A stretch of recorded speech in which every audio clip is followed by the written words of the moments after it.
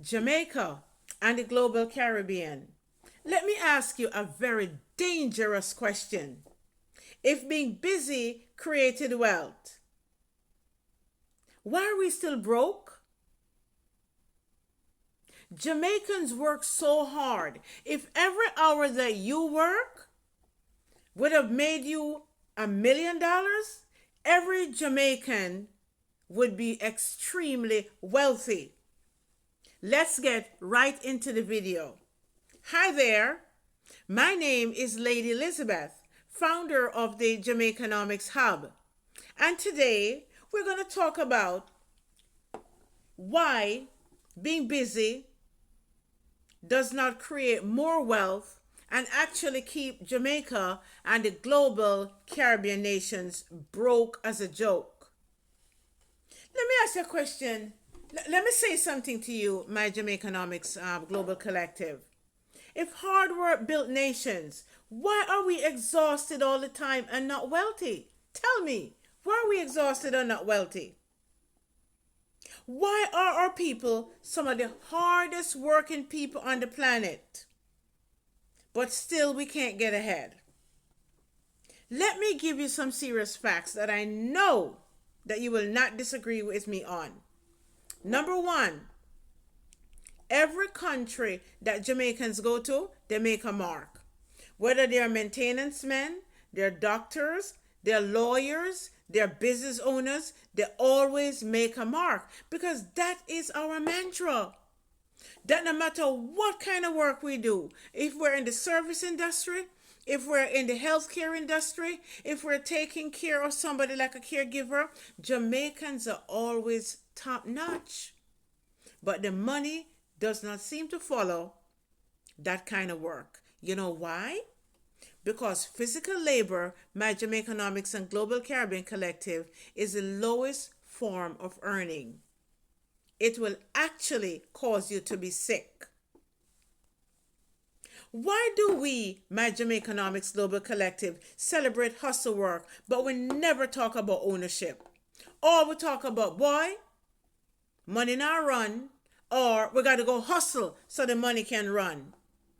Let me ask you a question.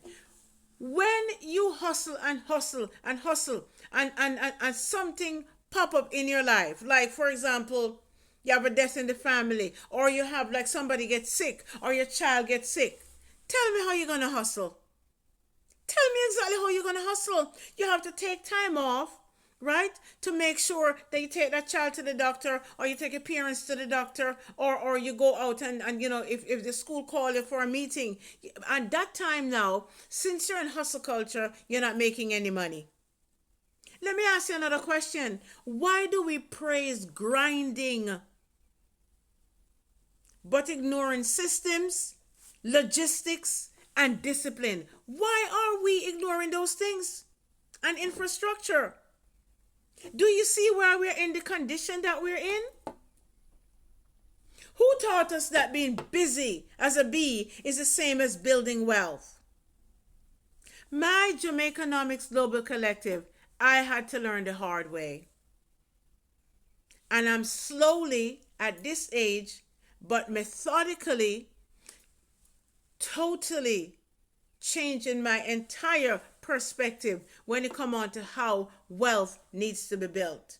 And if I at this age can do it, so can you. Now, busy does not mean productive. Hustle culture, you know what that means? That equals poverty management, not wealth creation. Because you know what's going to happen? You're going to physically burn your body out. Employment is high and wages are low. Look at the hotel industry. I know for sure that because I've read so many articles on the abuses, emotional, mental, financial abuses that are taken care of right in Jamaica right now in tourism. And that's for another video. But hustle culture is never going to make you wealthy. It will probably make you some money, but you're going to have to go out and physically repeat the same exact thing. to make the same amount of money or possibly more and possibly less. And when you come in, you are so exhausted, you have no time for yourself. Let me say something, my global collectives. Fragmentation, do you know what that means? Too many small efforts, not enough in coordination. Focusing on 5,000 things. All right, let me go ahead and cut the lawn. Let me go ahead and cut the lawn. Let me go ahead and see if I can feed the pigs. Let me go ahead and see if I can go do some ironing for the neighbor. Let me go ahead and see if I can drive Uber. Let me go ahead and see if I can go help Uncle Tom with his stuff. And you're focusing on 50 different things because that's what hustle culture does. Let me say something to you, my Jamaicanomics Global Collective. Skills equal value. But skills must plug into systems to scale. You know what happened to some of you Jamaicans and Global Caribbean? And I used to think the way too. No criticism. I used to think the same way too, you know. The harder I work, the more hours I work, the earlier I get up and press and push, is the more I get out of debt. But then you know what end up happening, my global collective? I end up having an accident. Somebody slammed into the back of my car. You know what it did? It kept me out of work for 3 months. And immediately after that, you know what happened? COVID-19 hit. There was no way I could work myself out of that. Impossible. Impossible. We have to take a different look at how we're dealing with this situation and embrace technology even more. And we're going to get more of that into the video regarding that. Survival entrepreneurship.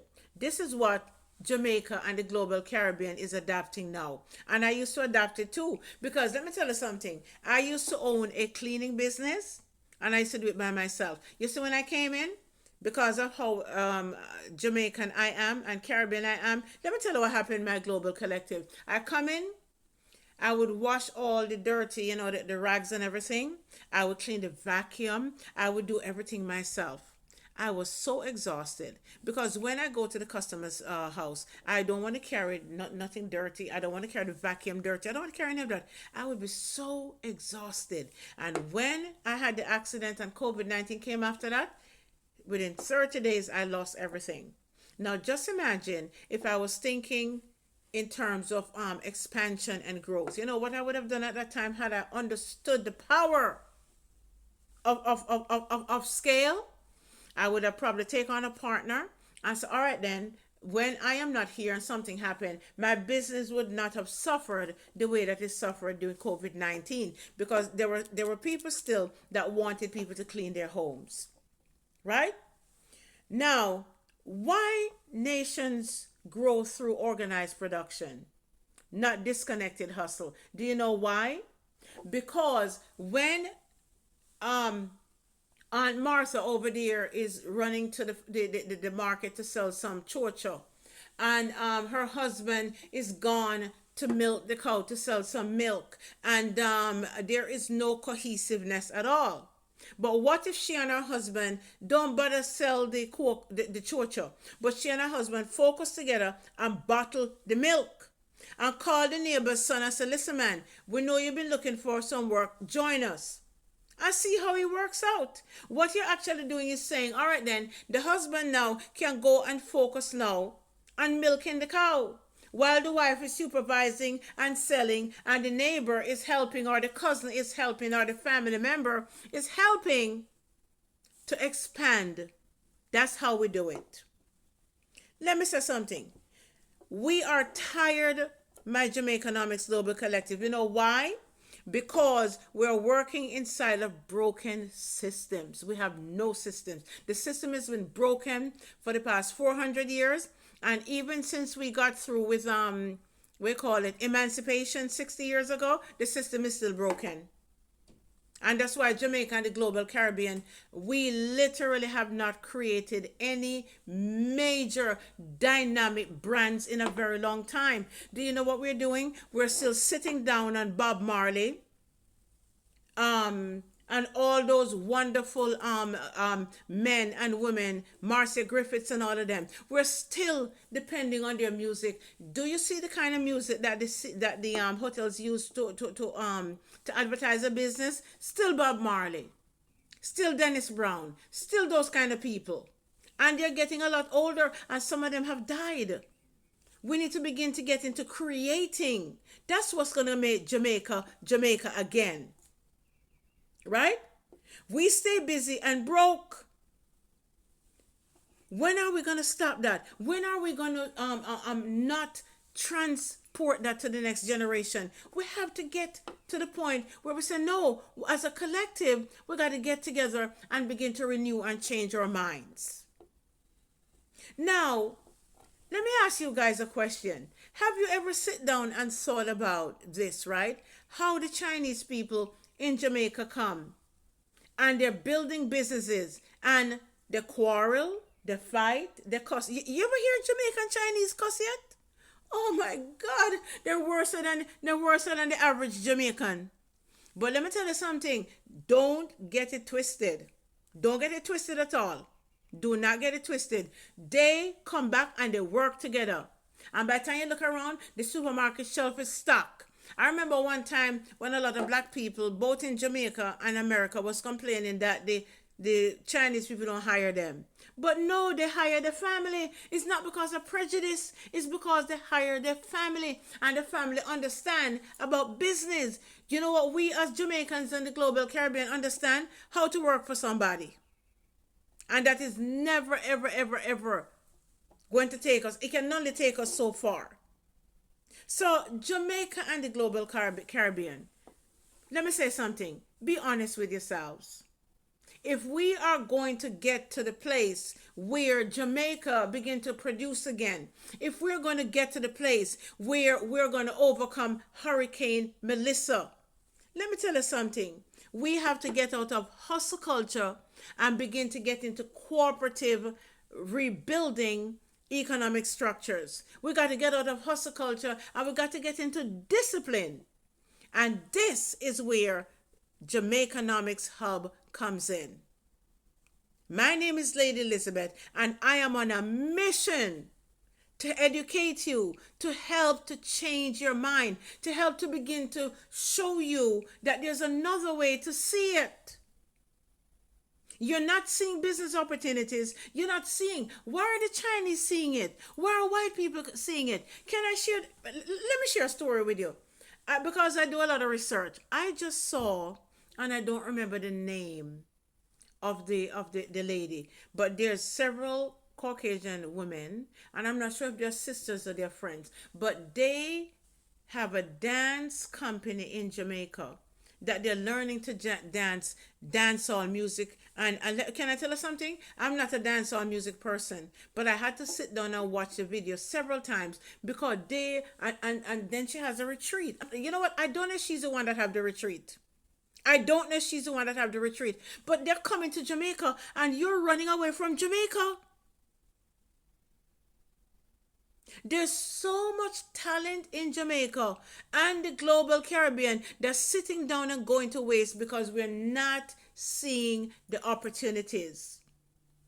The last time one of the best rum, and I'm not a drinker, I'm just using this as an example, was produced in Jamaica. How many years ago was that? I actually don't even know. That's how long it's been. I saw another story, right? And I want to bring this to you. You see how the sports teams in Jamaica, the runners, the long distance meter runners, the bobsled team, do you know what they do? They're constantly regenerating themselves over and over again. They're not waiting. They're not allowing, as wonderful as he is, what's his name? Lightning Bolt. I forgot his name, but they call him Lightning Bolt. Usain Bolt. They're not allowing Usain Bolt, as good as he is, to define the next generation. What they're doing is using Usain Bolt as an inspiration and an example to say, we can do better, Jamaica. Did anyone just see the bobsled team got a gold? A gold. And I remember gold medal. I remember my Jamaica Economics Collective, right? When Jamaica first entered the bobsleds, the whole world was criticizing. They were saying, what is a Caribbean country doing in a winter sports? And now look at Jamaica today. Let me tell you something, my global collective. There's nothing that we cannot do. So here is what my challenge is to you today. This is the exact reason why I started Jamaica Economics Hub, because I want to educate you guys to just begin to think differently, right? So I'm going to ask you, and I'm going to challenge you rather. I am working on what is called a Jamaica Economics Rebuilder's Guide. And what this guide is going to do is to lay out ways in which you begin to think, you begin to pull a vision in and to focus on one single micro business. And it's going to deal with your mindset. It's going to give you ideas and creativity. Guess what? It's even going to have some AI prompts in there to teach you that you have to begin to also adapt technology to begin to scale. Now, I know that this video probably may not necessarily be the one for everybody, but if I can help somebody, just one person, begin to look into themselves and look around them in Jamaica and the global Caribbean and say, you know what happened? I got to stop what I'm doing. I got to recalibrate and see how I can begin to have a vision, see how I can begin to think differently. Then guess what happened? Then my Jamaica Economics Hub would make sense. Then I would have accomplished what I'm speaking to you about right now. If this message appeals to you in any way, shape, or form, remember, I need you. And whether or not you know it, you need me too. We both need each other. Go to the link in the video and look out for what is called the Jamaica Economics Rebuilder's Guide. And with it, you're going to get 2 freebies. That is going to be launching on March 6th. Originally, I had it, but I had a major family emergency that I had to deal with. I apologize for that. But it's going to be absolutely amazing. It's going to be, the pre-launch is going to be March 6th. And just look out for it in the pinned comment in this video. And before you go, I need you so badly. I want you to subscribe to the video. There's more content coming. If there's one thing you get from this video, can you go ahead in the chat and put it in there and let me know that this video made a difference to you? I would be more than happy to respond to you. Thank you so much for allowing me to share, and I will see you in the next video. Bye-bye.